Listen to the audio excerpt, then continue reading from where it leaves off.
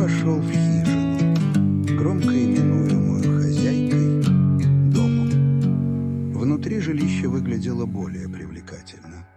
Два окна выходили в сторону, противоположную морю, и за ними были видны живописные склоны гор. Дощатый пол был чисто вымыт. Посреди комнаты стоял овальный стол из массивного дерева с резными ножками и несколько стульев в том же стиле.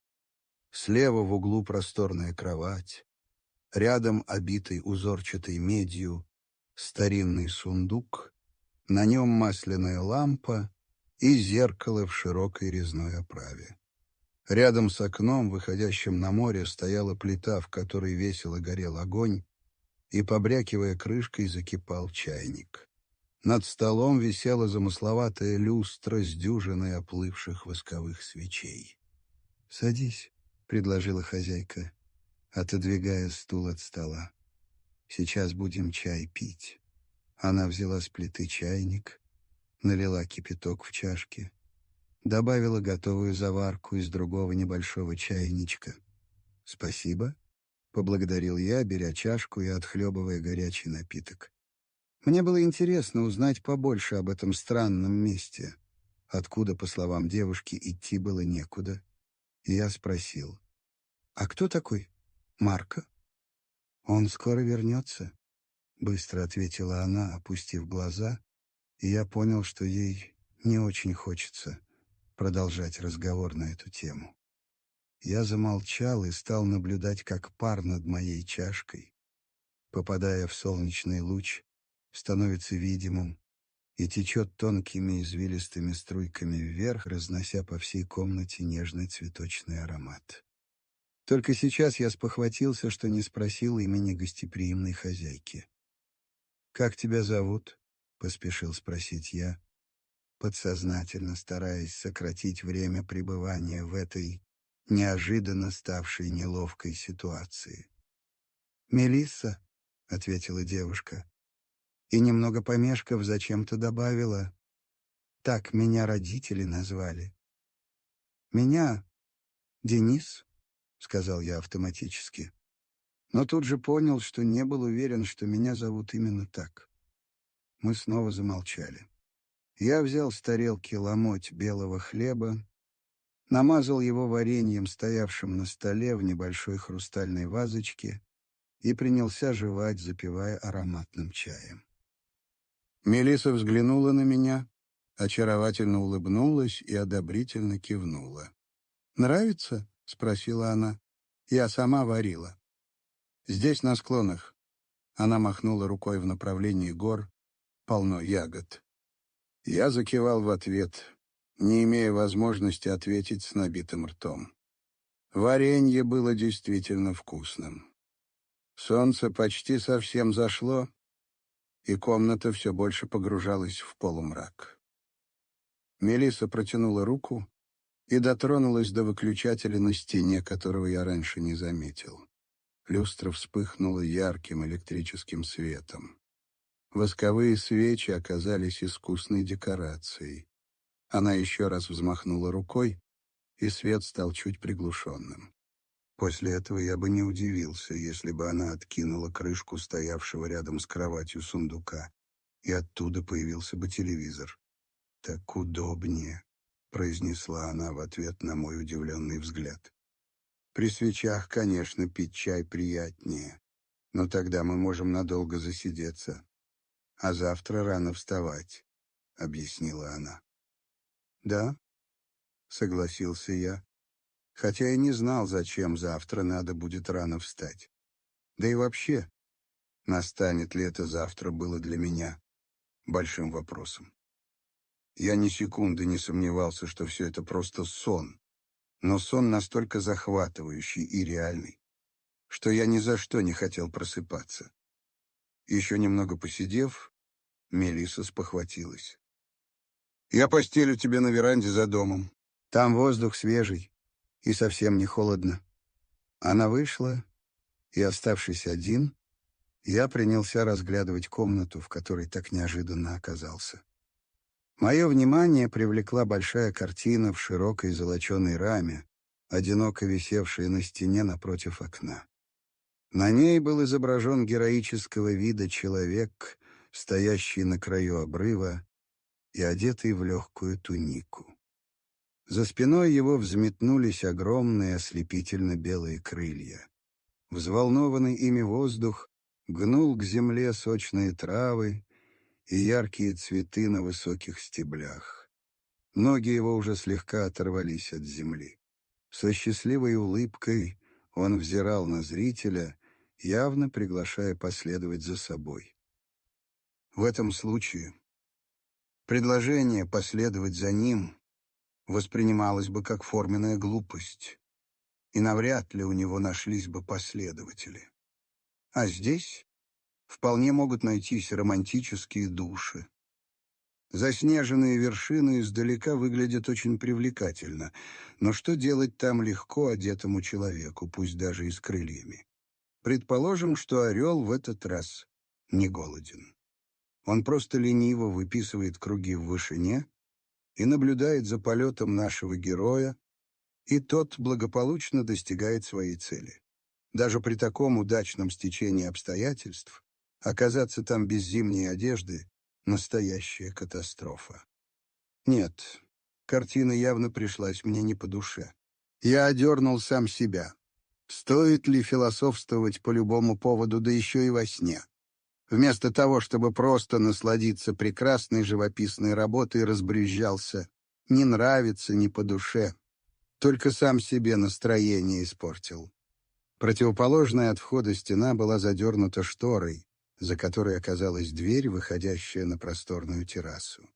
Крыша над террасой была прозрачной, и через нее уже были видны первые звезды на быстро темнеющем небе. Видимо, именно здесь и предполагалось устроить мой ночлег. На террасе напротив друг друга стояли два кожаных дивана. Между ними располагался большой стол, напоминавший формой толстую кляксу из прозрачного материала, опиравшуюся на 3 массивных мраморных шара. Обстановку дополнял причудливый светильник в виде взметнувшейся к небу волны. Слева у стены красовался камин в стиле модерн. Над ним, на полочке, стоял искусно сделанный макет трехмачтового парусника необыкновенно хрупкой формы, будто предназначенного парить в пустоте космоса, а не бороздить морские глубины. Рядом располагались несколько забавных бронзовых фигурок, изображавших каких-то сказочных существ. Больше разглядеть я ничего не успел. Неожиданно стеклянный потолок взорвался миллионом мелких осколков, и оттуда вниз по кошачьи скользнули темные фигуры.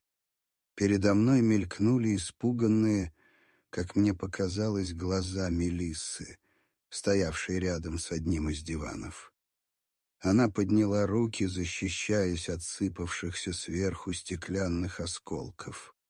В следующее мгновение она бросилась с веранды в задний дворик и исчезла из моего поля зрения. Одна из спустившихся сверху темных фигур сверкнула в мою сторону глазами, но сразу же потеряла ко мне интерес и бесшумно последовала за двумя другими, уже пустившимися вслед за Мелиссой. Еще через секунду веранда опустела, и если бы не мелкая стеклянная крошка, сплошь ее покрывавшая, я бы подумал, что все это мне почудилось. Запоздало, схватившись за кинжал, висевший на моем поясе, я отдернул руку, осознав комичность этого движения. Сражаться было уже не с кем. Под хруст стеклянных осколков я выбежал на задний дворик, окруженный густым кустарником. Здесь было совершенно темно. Я прислушался в надежде услышать звуки погони, чтобы поспешить на помощь Мелиссе. Но кроме шелеста ночного моря ничего не было слышно. Не зная местности и не имея хотя бы фонаря, было совершенно невозможно пытаться кого-либо преследовать. Я вернулся обратно в дом в надежде, что Мелиссе все же удалось скрыться от неожиданных гостей. Чувство беспокойства за нее смягчалось сознанием того, что все происходит не по-настоящему, и что это всего лишь сон, хотя я уже начинал в этом сомневаться. Слишком уж реальным все казалось. Я даже подумал, не ущипнуть ли себя, чтобы наверняка узнать, сон это или нет.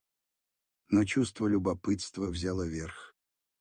Если, ущипнув себя, я проснусь, то не узнаю, что будет дальше. А если я не сплю, и все происходит на самом деле, то и щипать себя бесполезно. Ничего от этого не изменится. Так что лучше не рисковать и оставить все как есть. Я сел за стол, туда, где сидел раньше. Глаза слепались, и отчаянно хотелось спать, несмотря на то, что я, исходя из своих рассуждений, и так уже спал. Покемарив некоторое время и допив уже холодный чай, я сдался. Что плохого в том, чтобы немного поспать во сне? Я снова вышел на террасу и, не раздеваясь, забрался под одеяло на приготовленном Мелиссой диване. Кинжал я предусмотрительно засунул под подушку. Что еще оставалось делать? Мелиссе я помочь все равно ничем не мог. Она говорила, что ее муж должен был скоро вернуться. Оставалось надеяться, что он сможет что-нибудь предпринять или хотя бы объяснить, что здесь произошло. Стоило мне закрыть глаза, как я увидел себя плывущим в старой деревянной лодке по реке. Берега поросли высоким густым кустарником. Дно лодки по щиколотку было затоплено теплой от солнца водой, и в ней стайками метались мальки рыб, сверкая серебряными боками. Я повертел головой, надеясь найти весла, но их нигде не было. Лодка, медленно кружась, сама собой скользила вниз по течению. Вода за бортом была необычайно прозрачна. На дне реки, на глубине нескольких метров, виднелись гребни песчаных дюн и кое-где торчащие из них скалы. Разноцветные рыбы с причудливыми длинными плавниками собирались в небольшие косяки и, лениво виляя хвостами, медленно двигались вверх по течению, то исчезая в зарослях подводных джунглей, заполнявших пространство между дюнами, то вновь появляясь над золотым от солнечных лучей песком. Я скорее ощутил, чем увидел, как какая-то тень пронеслась над моей головой, и что-то упало в воду, обдав меня фонтанами брызг. Рыбы бросились в рассыпную, и только одна из них замерла в оцепенении на месте. Тень оказалась большой черной птицей. Уйдя под воду, она стремительно приблизилась к этой замершей рыбе и, схватив ее когтистыми лапами, ринулась прочь из глубины. Вот они уже приближаются к поверхности, и я вижу, что в лапах у птицы, глядя на меня укоряющими глазами, бьется Мелисса. «Брось! Брось!» — отчаянно кричу я. «Не трогай ее!» Но птица не обращает ни меня никакого внимания. Я перегибаюсь через борт, и что есть сил гребу руками, чтобы поближе подобраться к тому месту, где птица вот-вот вынырнет из воды с Мелиссой в когтях.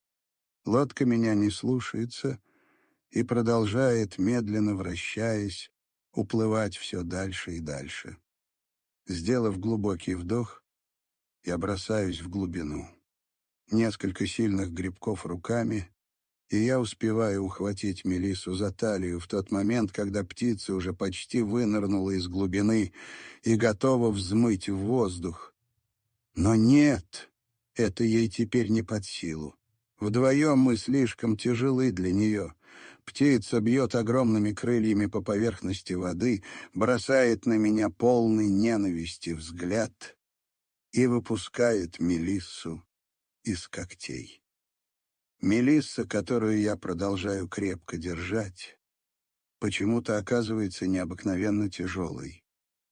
и мы быстро погружаемся все глубже и глубже под воду. Воздух в моих легких вот-вот закончится, и я обреченно понимаю, что мне теперь ни за что не удастся выбраться на поверхность. Но это ничего. Главное, что Мелисса спасена. Она не утонет, ведь она же рыба. Все-таки я спас ее. Я чувствую, как касаюсь мягкого песчаного дна, и острия, торчащих из него камней, больно впиваются в тело. Воздуха в легких уже совсем нет. В глазах начинает темнеть. Я с трудом сдерживаю судорожный вдох, потому что понимаю, сделай я это, и в легкие вместо воздуха хлынет вода. Я уже едва различаю синеву неба через толщу воды и почти перестаю ощущать впившиеся в мое тело камни. Одновременно я чувствую, как Мелисса, до сих пор не подававшая признаков жизни, встрепенулась и, сильно ударив хвостом, высвободилась из моих объятий. Это хорошо. Значит, с ней все будет в порядке. Воздух совсем закончился, и я уже готов сделать этот последний вдох, но тут неожиданно кто-то закрывает мне рот теплой ладонью и не дает вдохнуть воду. Я с усилием поднимаю каменно-тяжелые веки и вижу перед собой лицо Мелиссы. «Хорошо, что ты пришла в себя», — пытаюсь сказать я, но из-под плотно прижатой к моим губам ладошки Мелиссы прорываются лишь последние пузырьки еще оставшегося в легких воздуха.